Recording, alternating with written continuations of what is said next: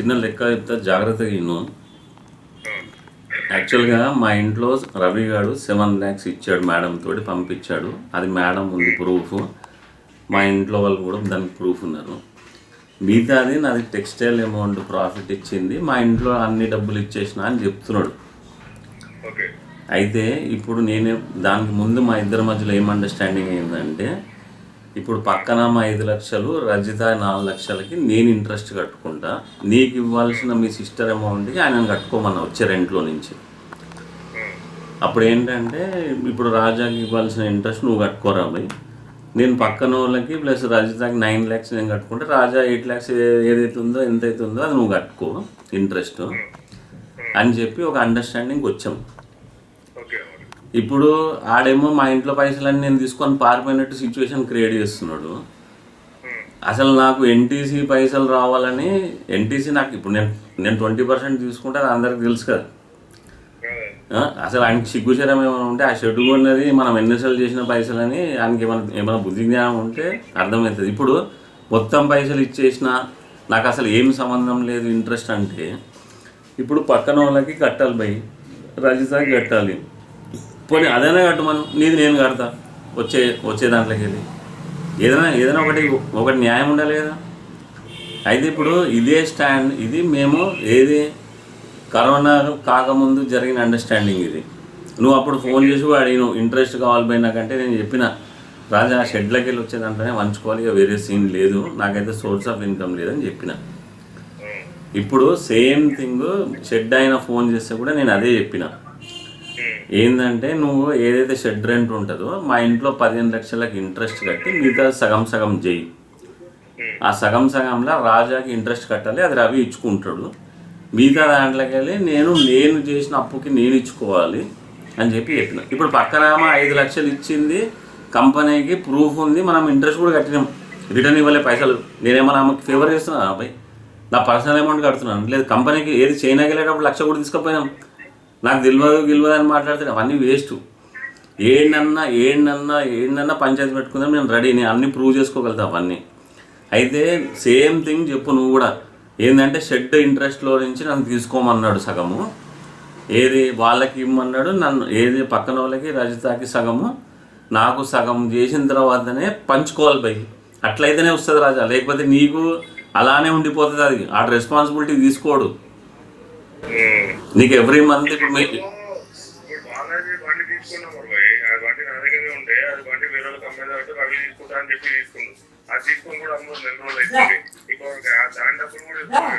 ఇప్పుడు అది కదా రాజా, కాదు నాకైతే అసలు ఆడికి నేను ఉద్యోగం పెట్టించి చదువు నేర్పించిన గురువు అంటే దైవం అని మనకి చెప్పు, చదువుకోమని చిన్నప్పుడు బుక్ తెరిచి ఒకటి ఏం చెప్పాలి నేను ఇప్పుడు ఇప్పుడు మా ఇంట్లో ఆల్రెడీ మొత్తం అమౌంట్ నేను తీసుకొని పారిపోయానని చెప్తే ఏంది పోయింది, ఏమన్నా అర్థం ఉందా దానికి? ఇప్పుడు సరే అట్లా అనుకుంటే 7 లక్షలు ఎందుకు ఇచ్చింది మా ఇంట్లో?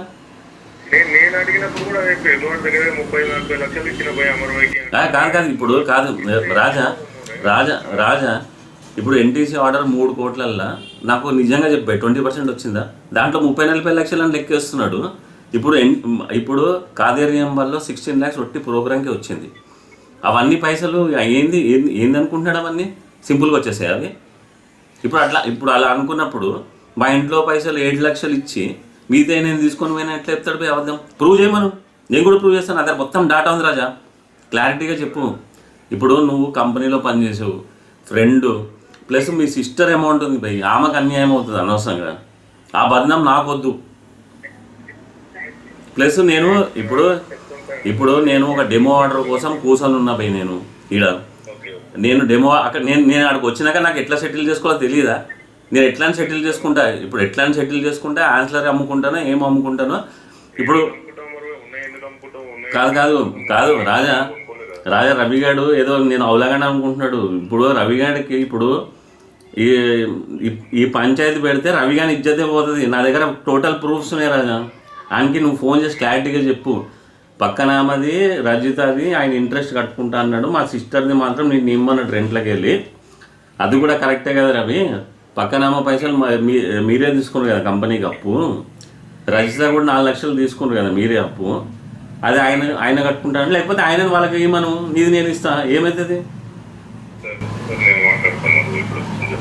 ఫోన్ చేసి వాడు కనుక 15 లక్షలు మా ఇంట్లో ఇచ్చిన అని మా ఇంట్లో నాకు ఇచ్చిన అని చెప్తే ఏ గుళ్ళనైనా పంచాయతీ పెట్టమని పెడితే నీ అమ్మ చూద్దాం, ఎంతమందినైనా విలుమని నేను ప్రూవ్ చేస్తా.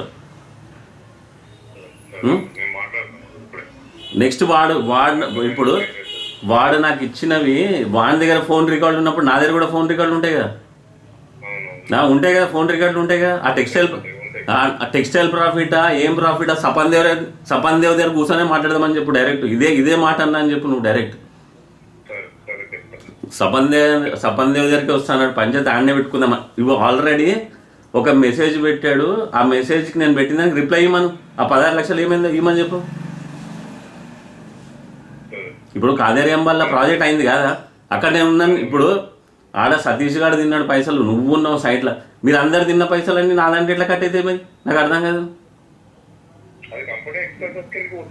ఆ సంవత్సరం పైసలన్నీ నా దాంట్లో కట్ అంట.